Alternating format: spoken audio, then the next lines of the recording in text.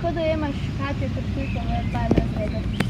Ja, no, Katja je ena mojih najboljših prijateljic in če mi ne bi povedala, da je iz Italije, sploh ne bi vedel, da je. In ko sem jo prvič videl, sem mislil, da je čista Slovenka, tudi ko je prvič spregovorila z mano, nisem videl pač nobenih posebnostih prigovorov.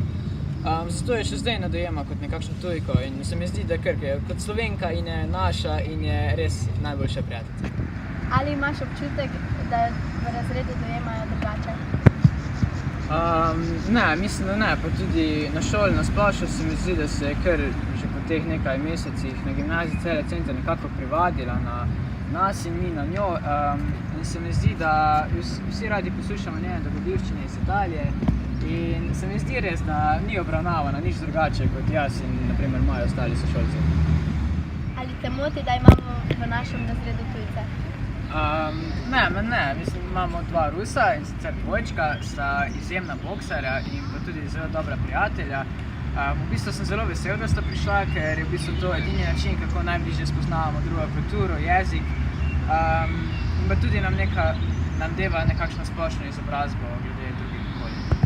Kako bi si želel, da bi bil ti sprejet v tujini? Ja, najverjetneje si ne bi želel, da bi me pač obravnavali kot nekega tujca.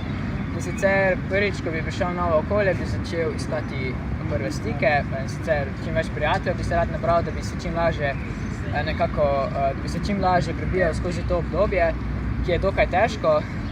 Predvsem pa, ja, upam, da bi se v čim krajšem času navadil na nova stanovanja, novi dom, nove prijatelje, novo šolo, ter tudi na nov jezik, če bi šel v drugo državo.